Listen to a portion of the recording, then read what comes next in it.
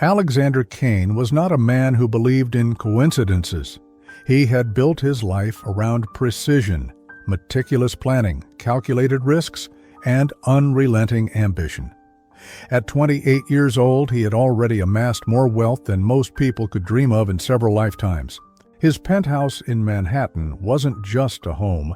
It was a monument to his success, a gleaming testament to the sacrifices he'd made along the way.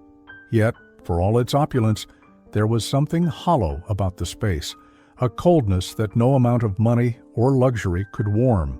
It was late at night when Alexander finally returned from yet another grueling day of meetings, negotiations, and power plays.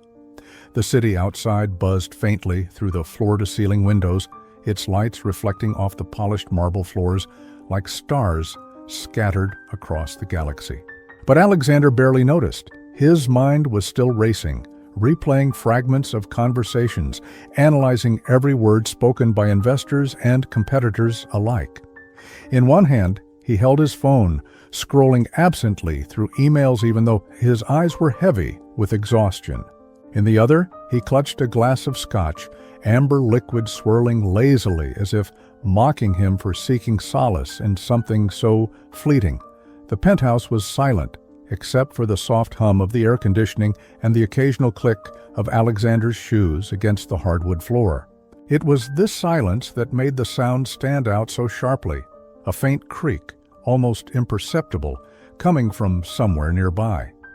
At first, he thought it might have been his imagination, perhaps the building settling after a long day.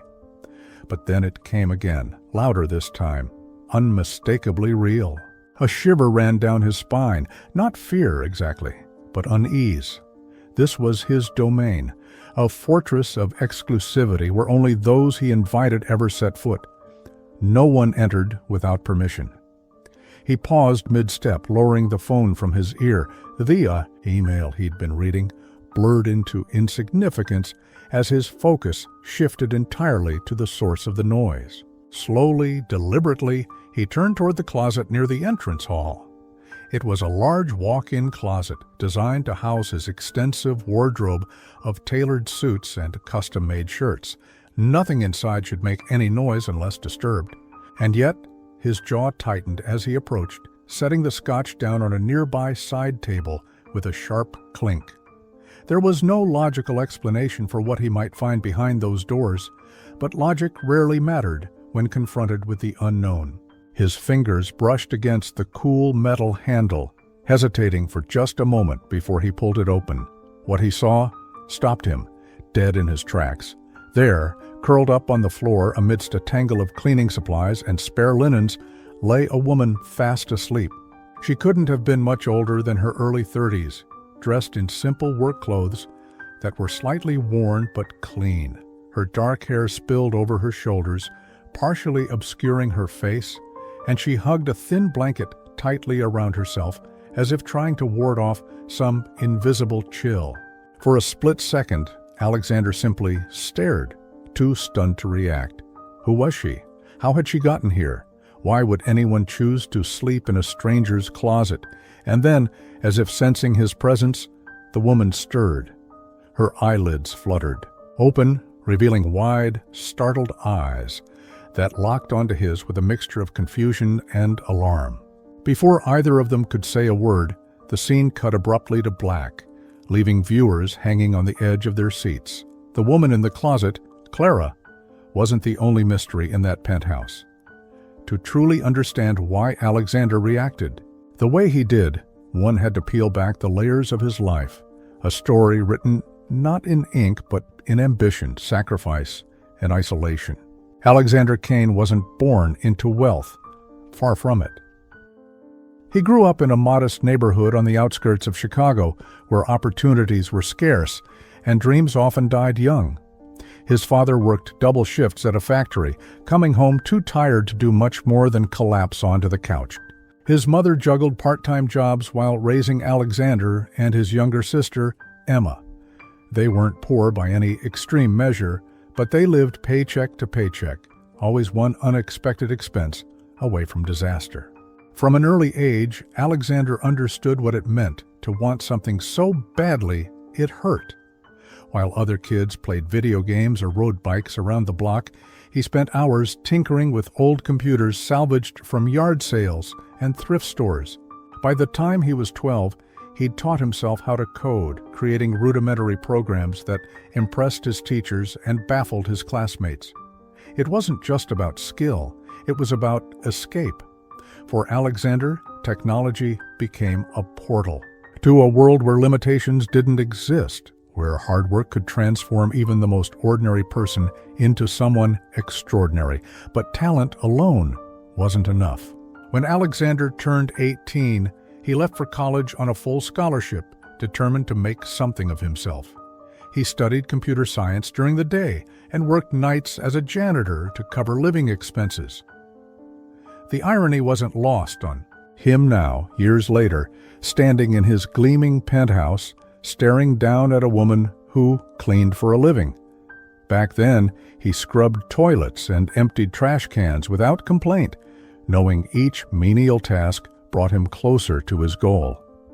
What set him apart wasn't just intelligence, it was relentlessness. While others crumbled under pressure or settled for mediocrity, Alexander pushed harder, faster, further. His big break came shortly after graduation, when he developed a revolutionary algorithm capable of predicting market trends with uncanny accuracy. Investors flocked to him, eager to capitalize on his genius. Within months, he founded Kane Technologies, a startup that quickly skyrocketed to prominence. Deals poured in, partnerships formed, and soon Alexander found himself at the helm of a multi-million-dollar empire. Success followed success, accolades piled upon accolades, until Alexander Kane became synonymous with innovation and power. Yet, beneath the polished exterior lay cracks few people ever saw. As his company grew, so did the demands on his time. Nights blurred into days, weekends ceased to exist, and relationships faltered under the weight of his relentless drive. Friends drifted away, unable or unwilling to keep up with his grueling schedule. Romantic partners came and went, none lasting longer than a few months before growing frustrated with his emotional unavailability. Even Emma, once his closest confidant, eventually stopped calling, tired of being brushed off or forgotten altogether. Alexander told himself it didn't matter. Love, friendship, connection, these were luxuries he couldn't afford, distractions that would only slow him down. But deep down, buried beneath layers of rationalization and denial, he felt the absence. Loneliness gnawed at him like a persistent ache, impossible to ignore, yet equally impossible to remedy. Money bought comfort, convenience, even admiration, but it couldn't buy intimacy. And so, he threw himself even deeper into his work, building walls higher and thicker until no one could breach them. That night in the penthouse, staring at Clara, something shifted inside him. It wasn't pity or curiosity, it was recognition. He saw fragments of himself in her, the exhaustion etched into her features, the resilience radiating from her posture despite her vulnerability. She reminded him of who he used to be before the suits and the scotch and the endless meetings, before he became untouchable. While Alexander wrestled with his thoughts, Clara remained frozen, her heart pounding like a drum against her ribcage. She hadn't meant to fall asleep there, hadn't planned to intrude on anyone's space. But desperation had a way of overriding logic, and tonight, desperation had driven her straight into Alexander's penthouse. Her name was Clara Bennett, though she doubted he cared about such trivial details. At 32, she carried burdens far heavier than her slight frame suggested. Born and raised in rural Ohio, Clara grew up surrounded by cornfields and quiet desperation. Her father left when she was 6, leaving behind unpaid bills and shattered promises. Her mother, Mary, worked tirelessly as a waitress to provide for Clara and her 2 younger brothers. Despite their hardships, Mary instilled in her children a love for learning and creativity. Clara devoured books, losing herself in stories of adventure and possibility. By high school, she dreamed of becoming a writer, spinning tales that would inspire others the way those books had inspired her. Life, however, rarely aligns with dreams. When Clara was 19, Mary was diagnosed with stage 4 breast cancer.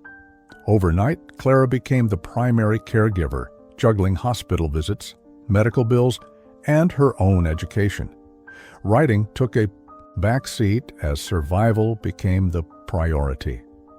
She dropped out of community college to take on multiple jobs, funneling every penny toward her mother's treatment. For 5 long years, she fought alongside Mary, clinging to hope even as the prognosis worsened.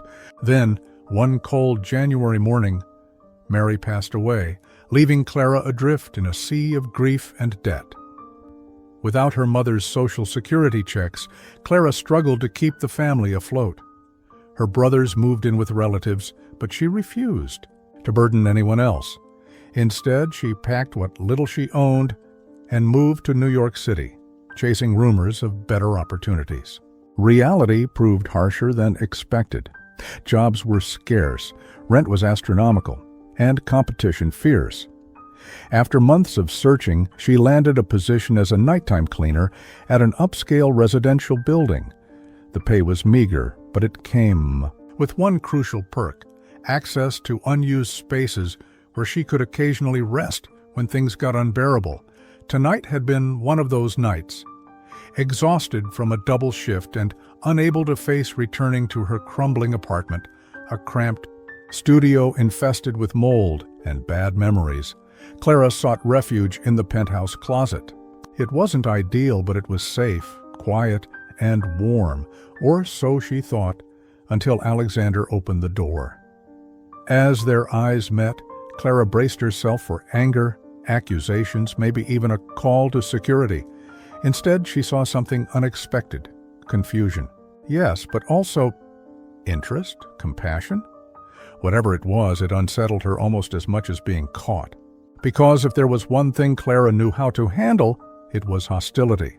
Kindness, on the other hand, was dangerous. Kindness made you lower your guard, trust too easily, believe in possibilities that rarely materialized. Still, she held his gaze, refusing to look away. If this was the end of the road, she'd face it head-on, just like everything else life had thrown her way. For a moment, neither of them spoke. The silence stretched taut like a wire, vibrating with unspoken questions and assumptions. Alexander stood there, his towering frame framed by the opulent backdrop of his penthouse, while Clara remained seated on the floor, her blanket draped loosely around her shoulders. She didn't try to stand or explain herself, not yet. Instead, she studied him with wary eyes, gauging whether he was the kind of man who would call the police or demand answers before deciding her fate.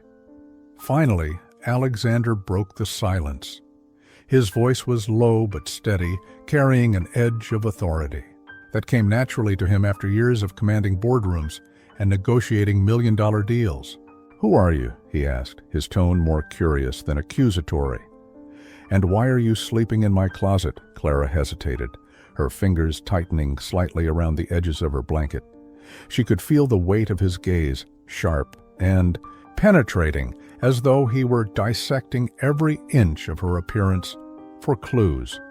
It wasn't the first time someone had looked at her like that, with suspicion, disdain, or outright dismissal. But something about Alexander's stare felt different. There was no malice in it, only intensity. Still, she knew better than to trust appearances. People like him, the wealthy, the powerful, had a way of making kindness conditional, contingent on what they could gain in return. "I'm Clara," she said finally, her voice soft but clear. "I work here as a cleaner." She paused, glancing briefly at the mop and bucket tucked into the corner of the closet. "This isn't what it looks like." Alexander raised an eyebrow, skepticism flickering across his face. "It looks like you were sleeping in my closet," he countered dryly. "Care to elaborate?" Clara sighed, knowing evasion wouldn't get her anywhere. She might as well tell the truth, or at least a version of it. "I didn't have anywhere else to go tonight," she admitted, her words measured but tinged with resignation. My apartment is not safe right now. And I thought—" Her voice trailed off, unsure how to finish without sounding pathetic or desperate. "You thought my closet would make a good substitute?" Alexander interjected, his tone laced with incredulity. But there was no mockery in it, no cruel amusement. If anything, he sounded almost intrigued, as if her presence challenged some fundamental belief he held about the world. "It's stupid, I know," Clara muttered, looking down at her hands. "But I needed somewhere quiet, somewhere no one would find me."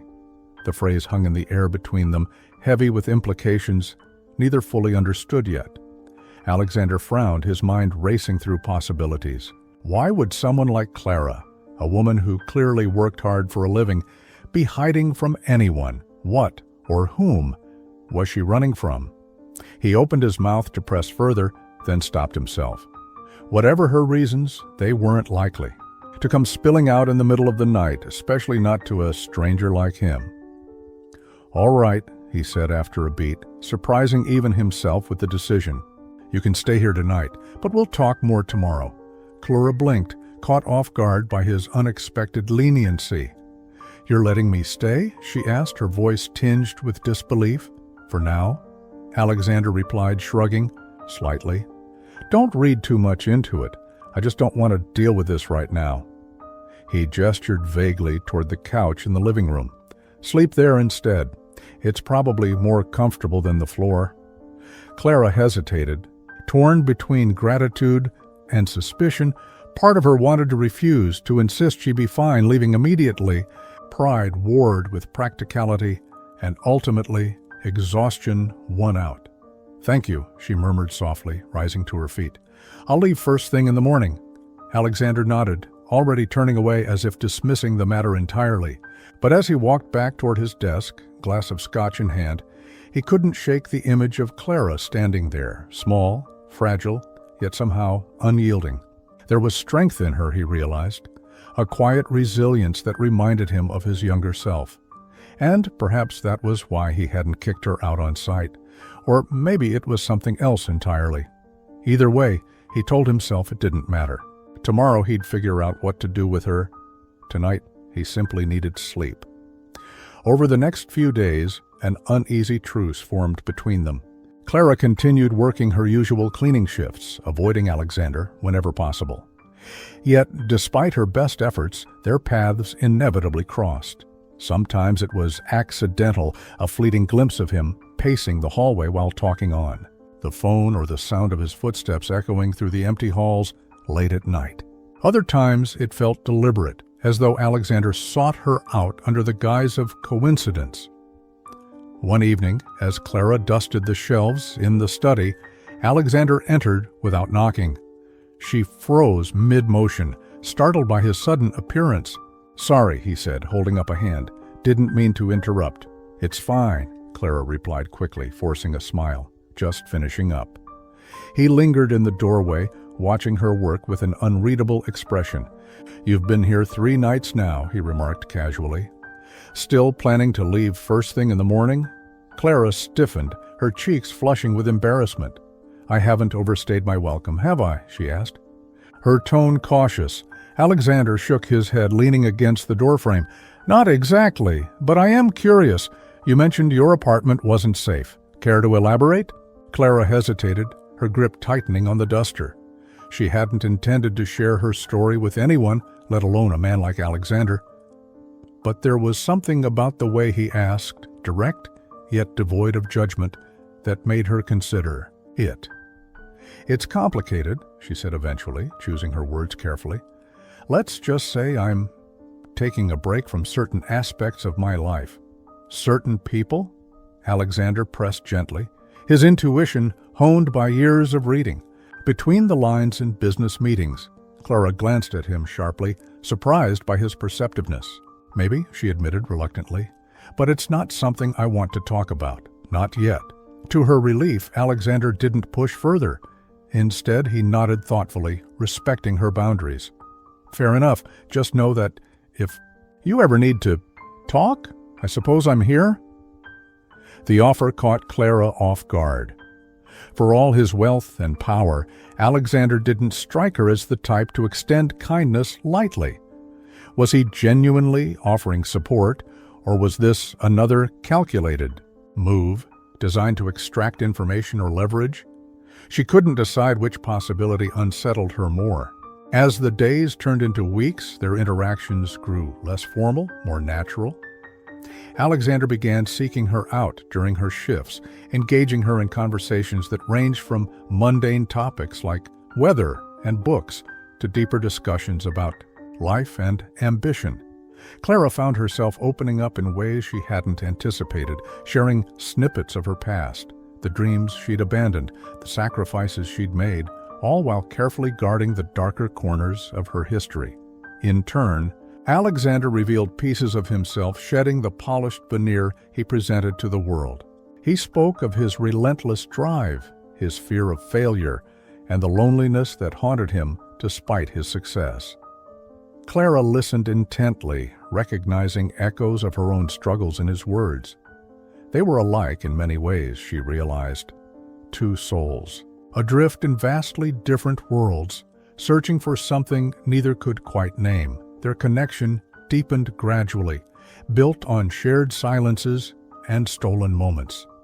One night, as Clara tidied up the kitchen, Alexander joined her unexpectedly, pouring 2 cups of tea without asking.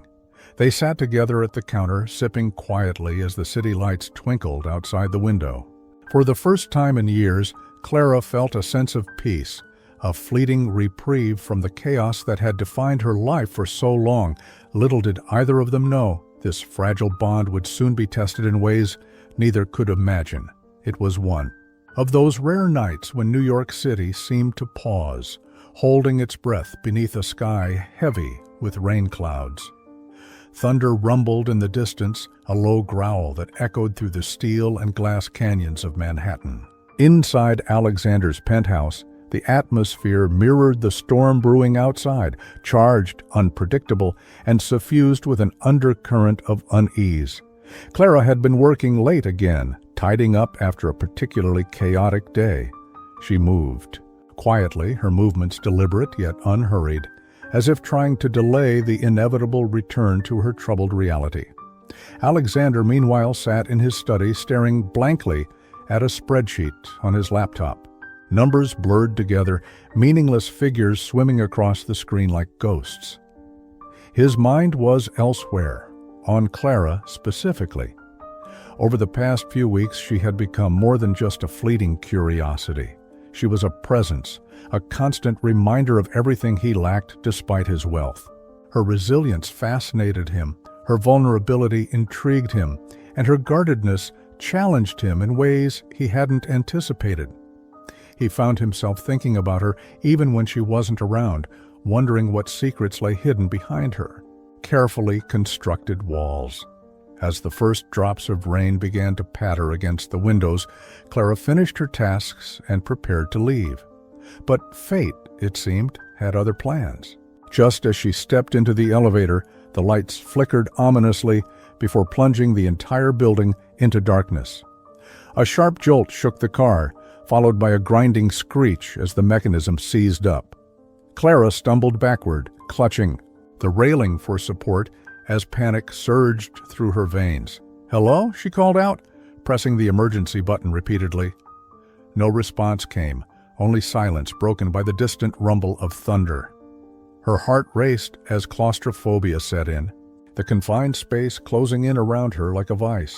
Memories she'd long suppressed bubbled to the surface, memories of another time, another place, where being trapped meant something far worse than inconvenience. Upstairs, Alexander noticed the power outage immediately. At first, he assumed it was a temporary glitch, nothing to worry about. But when several minutes passed without restoration, concern gnawed at him. Something felt off. Grabbing a flashlight from his desk drawer, he ventured into the hallway, calling out to see if anyone else remained in the building. That's when he heard it, a faint voice drifting upward from the stairwell. "Clara!" he shouted, his pulse quickening. When no answer came, He descended rapidly, taking the steps 2 at a time until he reached the ground floor. Following the sound of muffled cries, he located the stalled elevator and peered through the small window on the door. There she was, huddled in the corner, her face pale and streaked with tears. "I'm here," Alexander said firmly, his voice cutting through the darkness like a lifeline. "I'll get you out." Using the flashlight to illuminate his path, he retrieved a crowbar from the maintenance closet and pried open the elevator doors. The sight of Clara inside made his chest tighten. She looked so small, so fragile, crumpled against the wall like a discarded doll. Without hesitation, he extended a hand to her. "Come on," he urged gently. "You're safe now." Clara hesitated, her wide eyes searching his face for reassurance. Then, slowly, she reached out, allowing him to pull her into the dimly lit corridor. As soon as her feet touched solid ground, her legs gave way, and she collapsed into his arms. Instinctively, Alexander wrapped her in a protective embrace, shielding her from the cold draft seeping through the cracked windows. For a moment, they simply stood there, breathing each other in, the storm raging outside, forgotten. Clara buried her face in his shoulder, trembling not just from fear but from something deeper, an overwhelming sense of relief, gratitude, and perhaps even longing. Alexander held her tightly, acutely aware of how right it felt to have her close, how natural it was to comfort her despite their differences. When the tremors subsiding, Clara pulled back slightly, embarrassment coloring her cheeks. "I'm sorry," she whispered, avoiding his gaze. "I shouldn't have—" "Don't apologize," Alexander interrupted softly. "You have nothing to be sorry for." He tilted, her chin upward, forcing her to meet his eyes. "What happened in there? Why were you so scared?" Clara hesitated, torn between instinctive self-preservation and the desire to confide in him. Finally, she sighed, surrendering to the truth. "I used to be trapped like that," she admitted haltingly, "in a basement, for hours, days sometimes. It was bad." Understanding dawned on Alexander's face, followed by a surge of protectiveness. He didn't need her to elaborate. The haunted look in her eyes told him everything he needed to know. Whoever had done that to her, if they were still in her life, they were monsters. And suddenly, the pieces clicked into place. Her reluctance to talk about her past, her insistence on staying hidden, her wariness of letting anyone get too close. She wasn't just running from memories, she was fleeing danger. "You don't have to go back to that," Alexander said firmly, his voice steady despite the anger simmering beneath the surface. "Not while I'm here." Clara stared at him, stunned by the conviction in his words. For the first time since meeting him, she allowed herself to believe, truly believe, that maybe, just maybe, someone could care enough to stand between her and the darkness. Over the following days, the incident in the elevator lingered in both their minds, casting a new light on their relationship. What had started as a tentative friendship evolved into something deeper, more profound. They spent more time together, sharing meals, conversations, and quiet moments that spoke louder than words. Clara found solace in Alexander's company, drawing strength from his unwavering support. In turn, Alexander discovered a sense of purpose he hadn't felt in years, channeling his energy into protecting her rather than pursuing empty victories.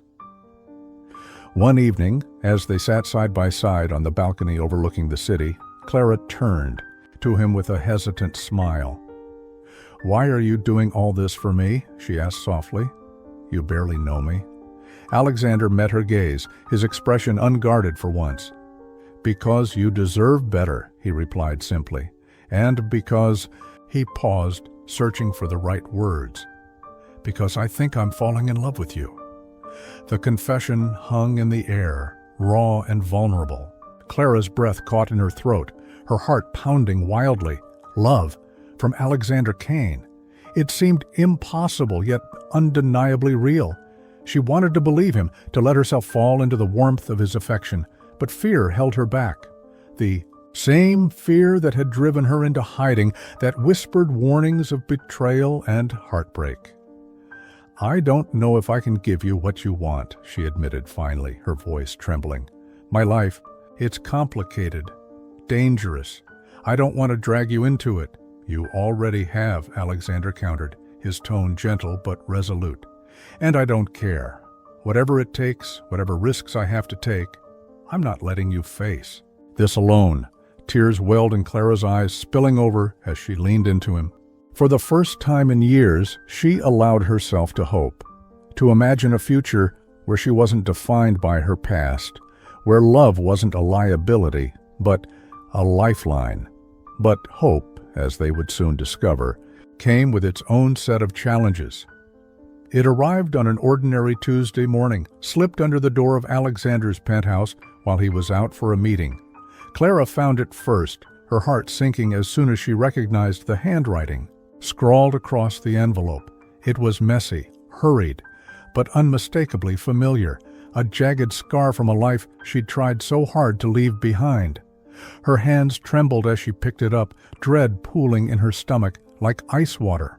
She didn't open it immediately. Instead, she carried it to the kitchen counter, setting it down as if handling something toxic. For several minutes, she simply stared at it, debating whether to read it or burn it. But curiosity, and perhaps a morbid sense of inevitability, won out. With shaking fingers, she tore open the envelope and unfolded the single sheet of paper inside. The message was brief, brutal in its simplicity. "I know where you are. Stop running. You can't hide forever." No signature, no return address, just those chilling words written in the same uneven script that had haunted her dreams for years. Clara's vision blurred as tears welled in her eyes, and she crumpled. The letter in her fist, her breath coming in shallow gasps. He had found her. After all this time, after everything she'd done to disappear, he was still hunting her. Her mind raced, replaying memories she'd buried deep within herself. Memories of Marcus, the man who had once promised her love and security, only to twist those promises into chains. At first, their relationship had seemed perfect, passionate, intoxicating, filled with grand gestures and whispered declarations. But beneath the surface lay cracks that widened over time until the facade shattered completely. What followed was a nightmare, a cycle of manipulation, control, and violence that left her broken and terrified. Clara had managed to escape 2 years ago, fleeing in the dead of night with nothing but the clothes on her back and a desperate hope for freedom. She changed her name, moved cities, severed ties with everyone she knew, all to stay one step ahead of him. And for a while, it worked. She convinced herself that she was safe, that Marcus had given up. But now, staring at the crumpled letter in her hand, she realized how wrong she'd been. He wasn't going to let her go, not without a fight. When Alexander returned later that afternoon, he sensed immediately that something was wrong. Clara sat at the dining table, her posture rigid, her face pale. The remnants of the letter lay scattered before her, torn fragments of paper that told a story too painful to articulate. She looked up as he entered, her eyes red-rimmed and haunted. "What happened?" Alexander asked, his voice sharp with concern. Without waiting for an answer, he crossed the room and knelt beside her, taking her hands in his. "Clara, talk to me." For a moment she hesitated, torn between the instinct to protect him and the overwhelming need to unburden herself. Finally she nodded, her resolve crumbling under the weight of his unwavering gaze. "There's something I haven't told you," she began haltingly, "about why I came here, why I've been hiding." And then, piece by agonizing piece, she revealed the truth. She spoke of Marcus, the charming facade, the gradual descent into abuse, the nights spent locked away in darkness. She described the fear that had become her constant companion, the paranoia that shadowed her every move. Most painfully, she admitted that Marcus was still out there, still searching for her, and that his reappearance meant danger not just for her, but for anyone foolish enough to stand by her side. "I should have left sooner," Clara concluded, her voice barely above a whisper. I shouldn't have stayed here. I'm putting you in harm's way just by being near you." Alexander listened silently, his jaw clenched tight as anger simmered beneath the surface. When she finished, he exhaled sharply, running a hand through his hair. "You think I care about that?" he demanded, his tone fierce. "Do you honestly believe I'd let some monster dictate your life? Or mine?" "But you don't understand," Clara protested, pulling her hands free. "Marcus isn't just dangerous, he's relentless. He won't stop until he finds me. And when he does—" Her voice broke, unable to finish the thought. "Then we'll deal with him together," Alexander interrupted firmly. "You're not alone anymore, Clara. I won't let him hurt you again." His words were a lifeline, but they also terrified her. As much as she wanted to believe him, as much as she longed to lean on his strength, she couldn't shake the fear that trusting him would only lead to more pain, for both of them, or both of love, she reminded herself bitterly, wasn't supposed to come with conditions. Yet here it was, tangled up in threats and danger, forcing her to choose between protecting herself and protecting him. 2 days later, the storm clouds gathered once more, not just outside, but within the penthouse itself. Clara had insisted on staying elsewhere, arguing that distance might buy them time. But Alexander refused to let her go, insisting that safety lay in unity, not separation. Their arguments grew heated, each trying to convince the other of what was best. In the end, compromise proved impossible, and Clara reluctantly agreed to remain, at least for now. That evening, as rain lashed against the windows, the intercom buzzed unexpectedly. Alexander answered it, his stomach tightening as a distorted voice crackled through the speaker. "I'm looking for Clara," the voice said, low and menacing. "Tell her Marcus is here." Clara froze, her blood turning to ice. She backed away from the door, shaking her head frantically. "Don't let him in," she pleaded, her voice barely audible over the pounding of her heart. Alexander, however, moved toward the entrance with grim determination. "Stay back," he ordered, his tone leaving no room for argument. Unlocking the door, he stepped onto the threshold, confronting the man who had haunted Clara's nightmares. Marcus was taller than Alexander had imagined, broad-shouldered and imposing, with cold eyes that scanned the penthouse hungrily. His lips curled into a sneer as he took in Alexander's tailored suit and pristine surroundings. "So this is where you've been hiding her," he drawled, his voice dripping with disdain. "Figures she'd trade up." Alexander's fists clenched at his sides, every muscle in his body coiled like a spring. "Leave," he commanded, his voice icy. "Now." Marcus chuckled darkly, stepping closer despite the warning. "Or what? You gonna stop me, rich boy? Newsflash, you don't scare me."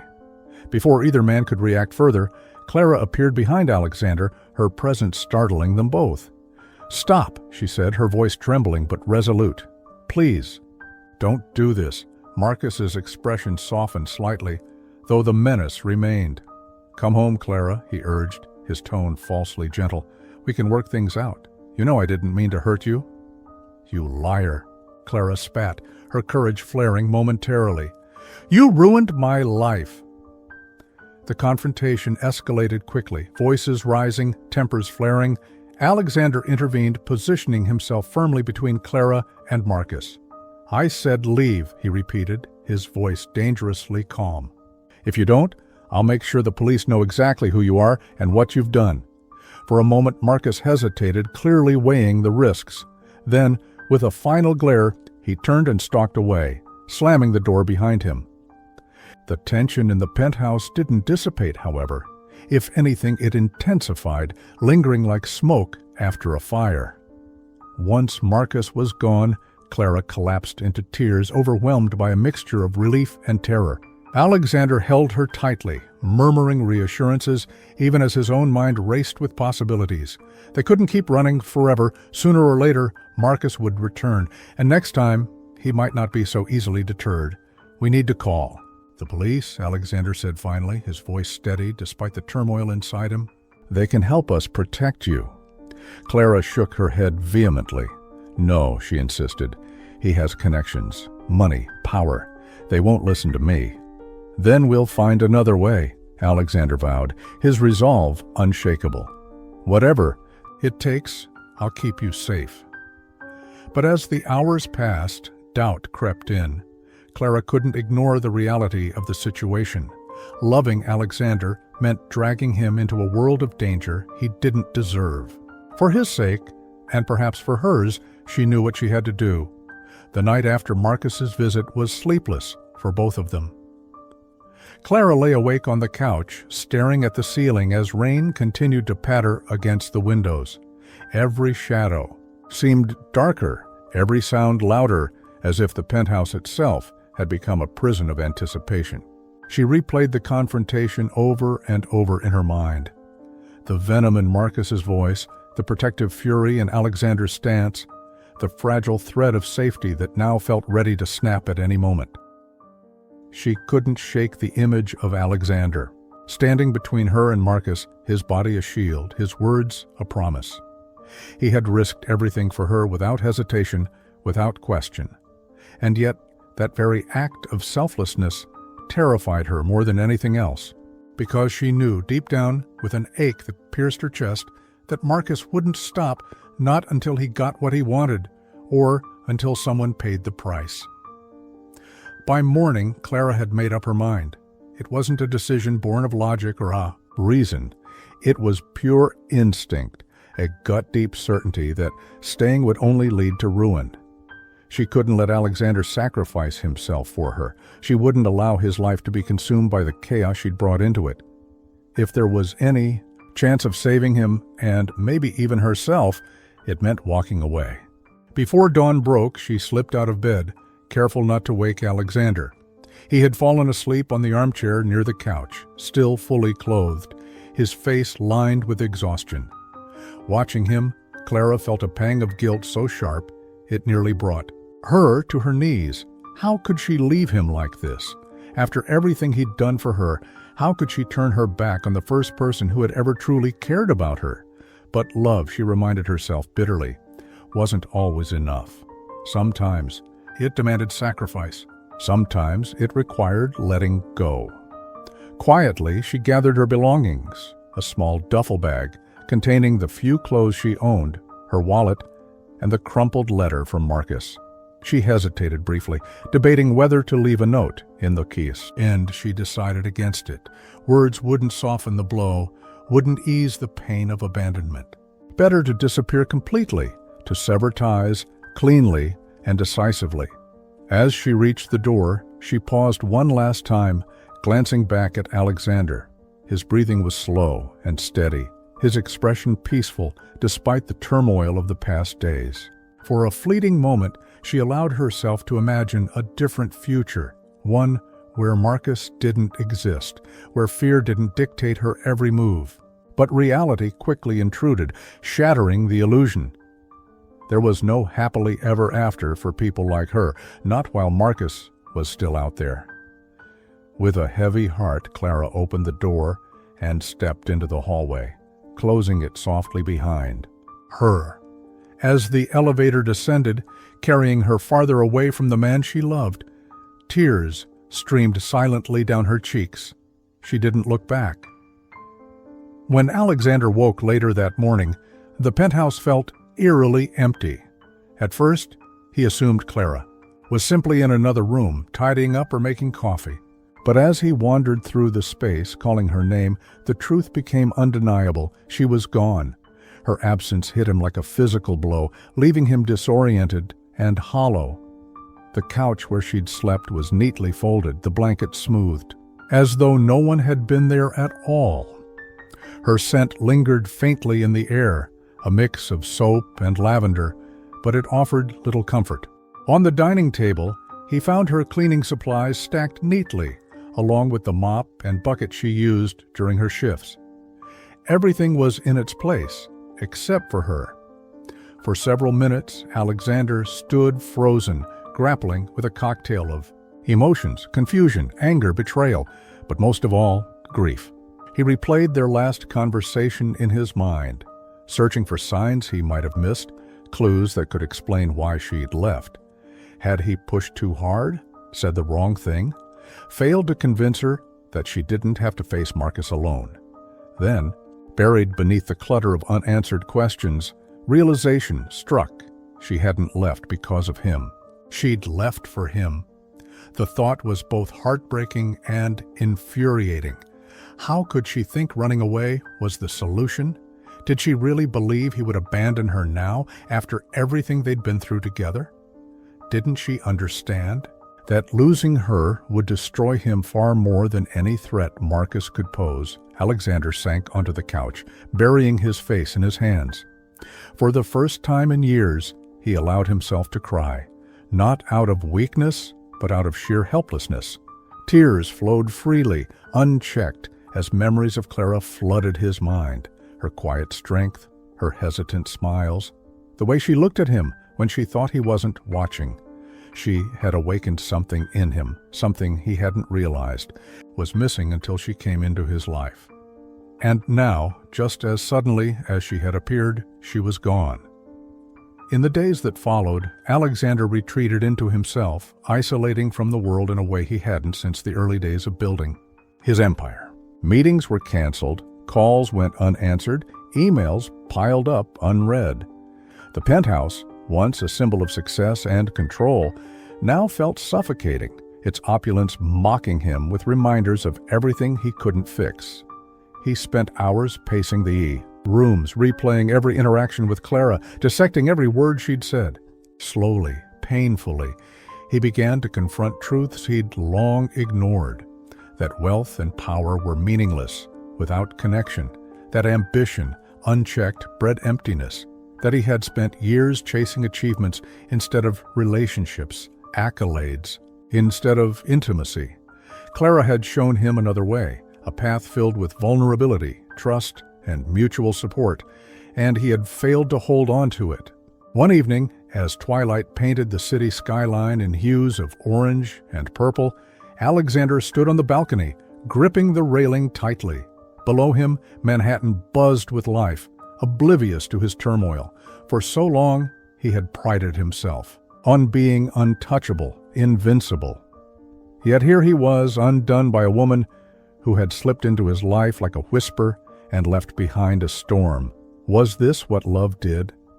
Break you open, expose your flaws, force you to confront parts of yourself you'd rather ignore? If so, then maybe it was worth it.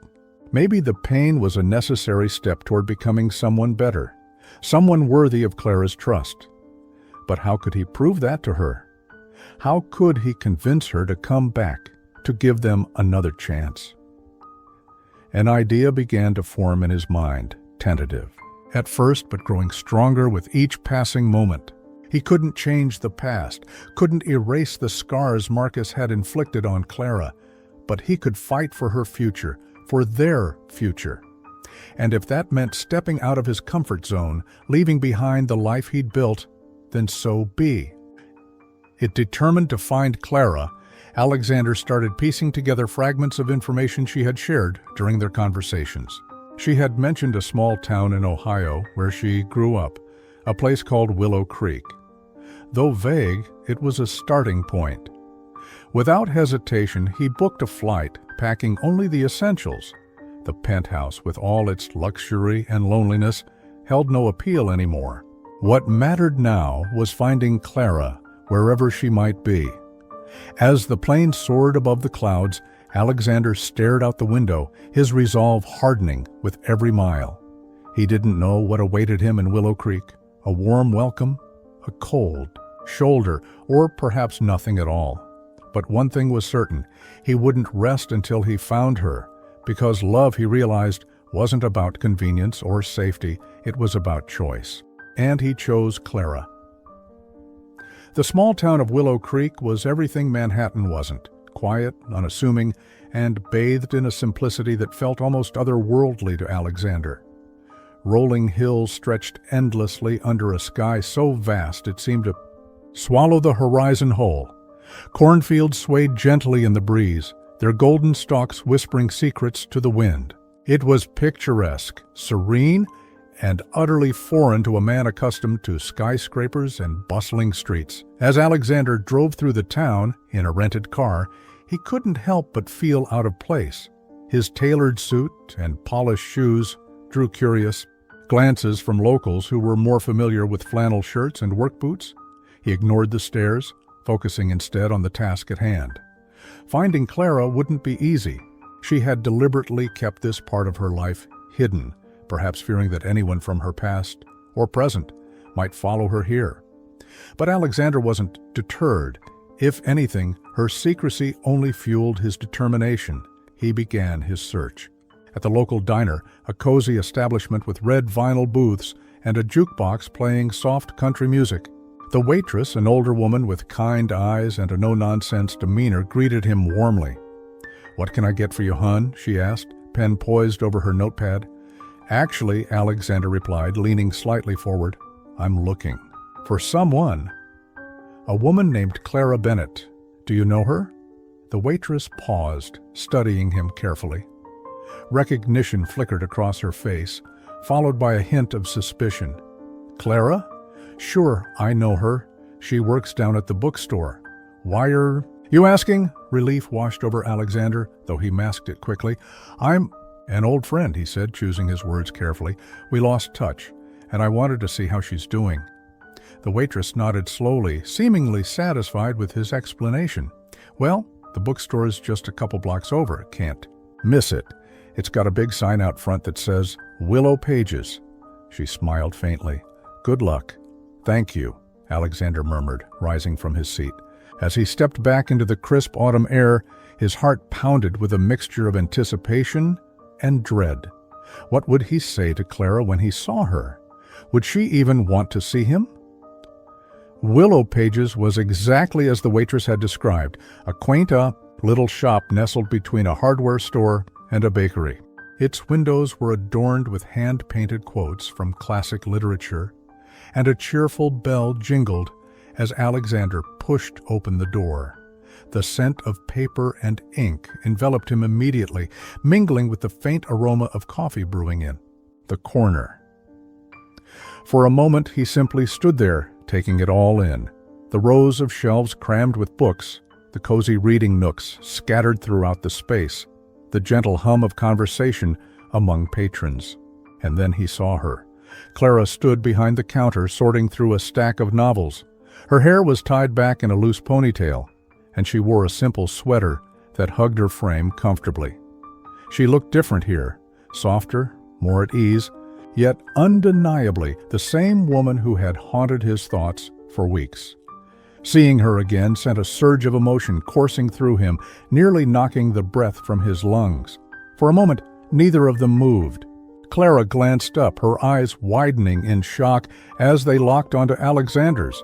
Time seemed to freeze, the world narrowing to just the two of them. Then, slowly, she set the book in her hands down and straightened, her expression guarded, but impossible to read. "What are you doing here?" she asked finally, her voice barely above a whisper. Alexander took a step closer, his gaze never wavering. "I came to find you," he replied simply, as if the answer were obvious. "You left without saying goodbye." Clara's jaw tightened, a flicker of guilt crossing her features. "I thought it was for the best," she admitted, her tone defensive. "You don't deserve to have your life ruined because of me." "And what about what you deserve?" Alexander countered, his voice firm but gentle. "Did you ever stop to think about that? About us?" "There is no us," Clara snapped, though her voice wavered.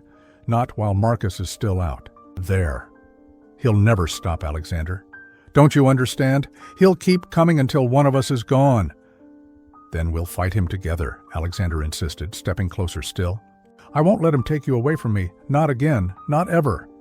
Tears welled in Clara's eyes, spilling over as she shook her head. "You don't get it. You can't protect me from him. No one can." "Yes, I can," Alexander said, his voice unwavering. "Because I love you, Clara, and love means fighting for the people you care about, no matter what." The words hung in the air, raw and unfiltered. Clara stared at him, her chest heaving as she struggled to process what he'd said. Love. The word echoed in her mind, stirring emotions she had tried so hard to bury. Could she really trust him? Could she allow herself to believe that happiness was possible, even after everything she'd endured? "I'm scared," she admitted finally, her voice breaking. "Scared of losing you. Scared of dragging you into my mess." "You already lost me once," Alexander replied softly. "Don't make me go through that again." After a long, tearful conversation, Clara agreed to give them another chance, but on her terms. They would leave Willow Creek, start fresh, somewhere neither of them had ties, and build a life together far removed from the shadows of their pasts. It wouldn't be easy. Marcus was still a threat, and rebuilding trust would take time. But for the first time in years, Clara allowed herself to hope. Weeks later, they settled into a modest cottage by the sea, miles away from the chaos of cities and the reach of Marcus's influence. It wasn't luxurious, but it was theirs, a sanctuary filled with laughter, quiet moments, and the promise of a brighter future. Clara returned to writing, pouring her experiences into stories that inspired others to find strength in adversity. Alexander, meanwhile, scaled back his business ventures, focusing on projects that aligned with his newfound values of community and connection. One evening, as the sun dipped below the horizon, painting the sky in shades of gold and crimson, they walked along the beach hand in hand. The waves lapped gently at their feet, the salty breeze tangling Clara's hair. For a moment they simply stood there, watching the water stretch endlessly before them. "You know," Clara said softly, breaking the silence, "I used to think happy endings only happened in books." Alexander smiled, squeezing her hand. "Maybe they do," he replied, "but sometimes real life writes its own stories." Clara turned to look at him, her eyes shining with gratitude and love. "Then, I guess ours is just beginning," as the camera panned out, capturing the couple silhouetted against the fading light. The screen faded to black, leaving viewers with a lingering sense of hope and possibility.